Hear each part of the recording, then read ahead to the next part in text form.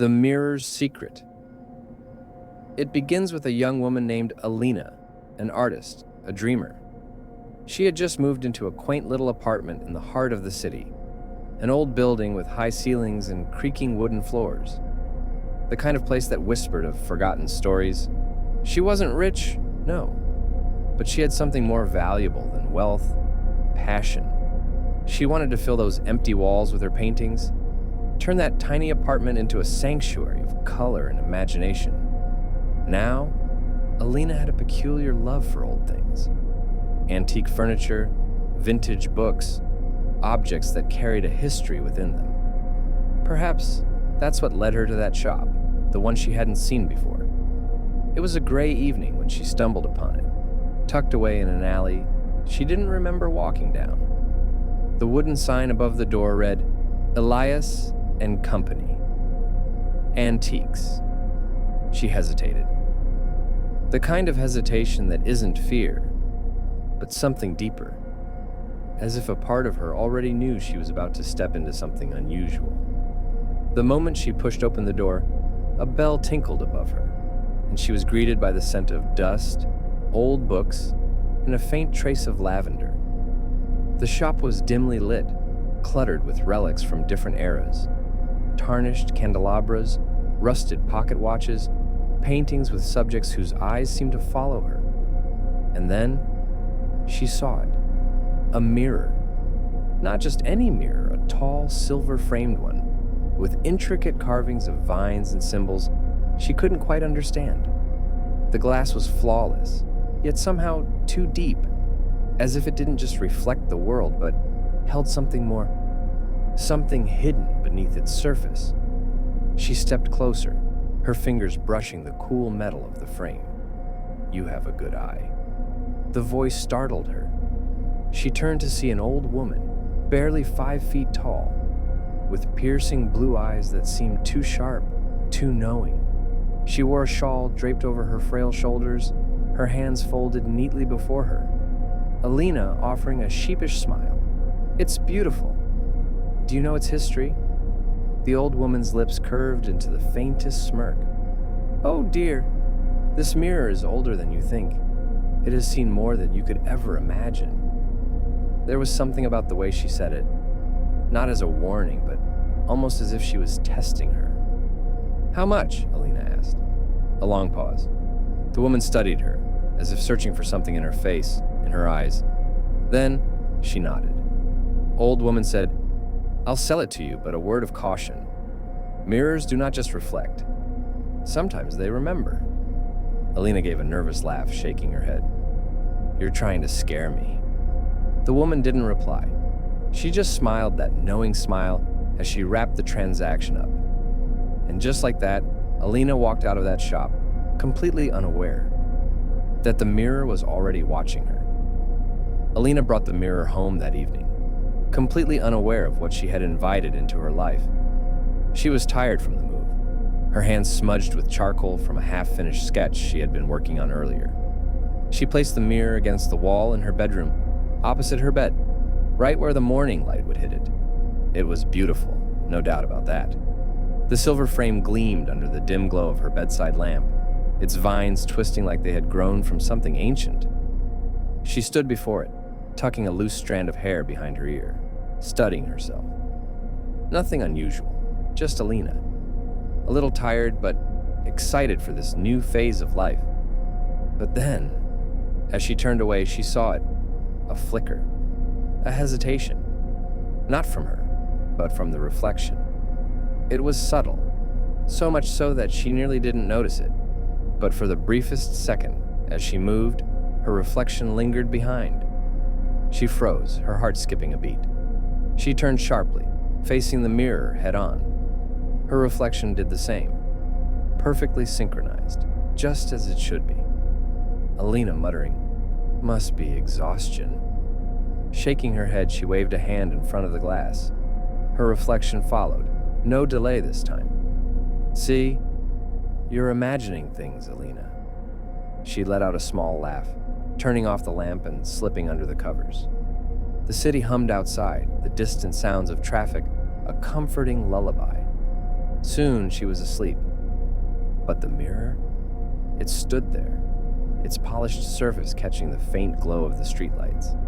And if someone had been watching closely, they might have seen a shadow move within it. The next morning, Alina dismissed the incident entirely. She had too much to do, organizing her art supplies, setting up a workspace, making this place feel like home. But as the days passed, it kept happening. At first, it was just the occasional lag, a half-second delay between her movements and her reflection. Then, stranger things. This is where the story takes a turn into something far beyond imagination. It was a night like any other, or so Alina thought. A storm rumbled outside, the kind that makes the world feel smaller, as if the night itself is pressing against the walls. The wind howled through the old apartment, rattling the windows, whispering through the cracks. But inside, Alina was lost in her art. A single candle flickered on her desk, casting long shadows as her charcoal pencil danced across the page. She had been drawing for hours, the lines forming a woman's face, elegant yet unsettling. Unintentionally, it had come out looking strange, almost familiar. And then she felt it, that odd, prickling sensation, the one that had haunted her for days. She lifted her head, her gaze drifting toward the mirror, and that's when her breath caught in her throat, because her reflection was smiling. Not a natural smile, not the kind born from warmth or joy.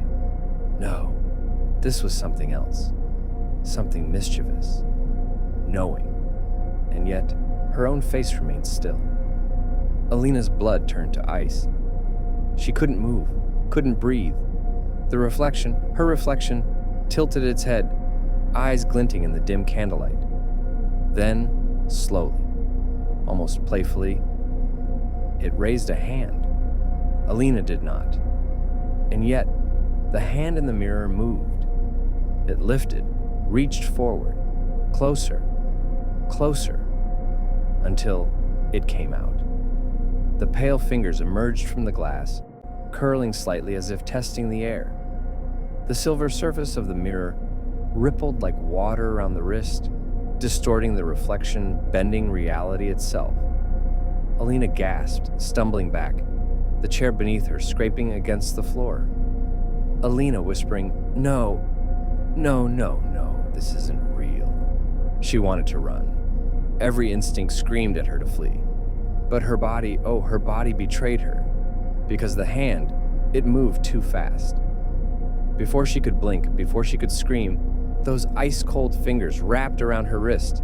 And then, she was pulled hard, yanked forward as if gravity itself had shifted. The world twisted, her apartment stretched and warped, the candle's glow flickering wildly.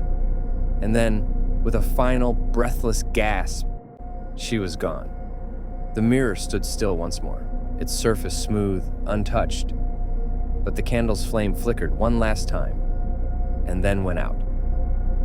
Alina fell, or at least it felt like falling, except there was no wind rushing past her, no gravity pulling her down, just an endless drifting, like being suspended in ink-black water.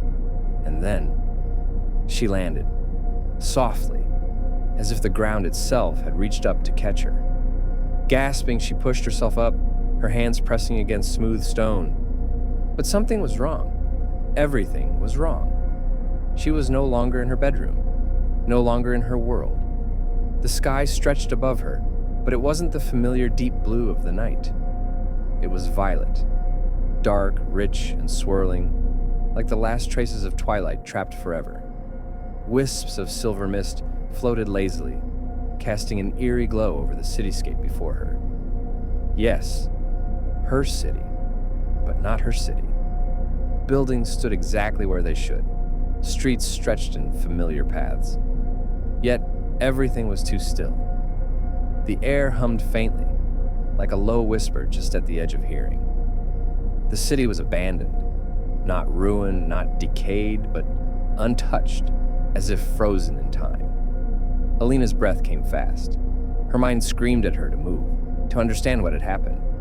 Alina whispering, This isn't real. But it was. She turned in frantic circles, looking for something, someone. The streets, the windows, the alleys, empty, until a shadow moved, a flicker at the edge of her vision. She spun around, and there, standing at the end of the street, was a figure, tall, motionless, watching. The man emerged from the mist with a strange kind of grace. His eyes caught the light, gray, like storm clouds just before the rain. His face was sharp, angular, with an unreadable expression that sent a shiver through her.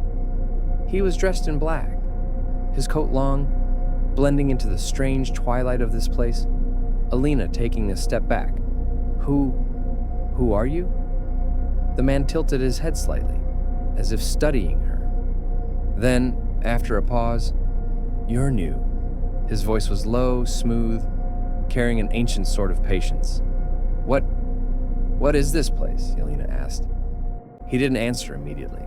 Instead, he took a step closer, his eyes never leaving hers. A prison, a forgotten world. Alina's heart pounded. I don't understand. How did I get here? She got confused. Ravian exhaled, as if he had answered this question too many times before. You looked too long into the wrong mirror, he said. Alina shook her head. Number, this wasn't possible. I was in my room, my mirror, my reflection. Her voice faltered. Ravian nodding. Yes, that's how it begins. A cold dread crept into Alina's bones. What do you mean? Ravian's eyes darkened, his voice lowering.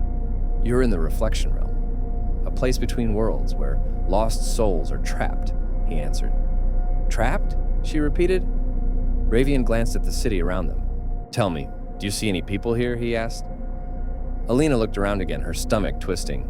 Empty streets, silent buildings, a city without life. She turned back to him.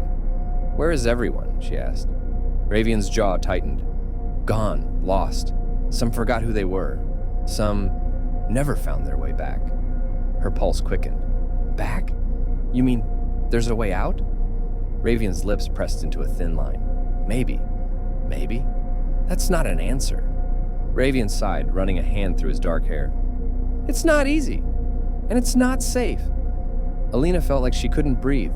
Her reflection, her other self, was in the real world now, living her life, wearing her face. She turned to Ravian, desperate. You have to help me, man. I need to get back. Ravian looked at her for a long moment. Then, his gray eyes softened, just slightly. Then, you need to understand the truth. Alina swallowed hard. What truth? Ravian took a step closer, his voice quiet.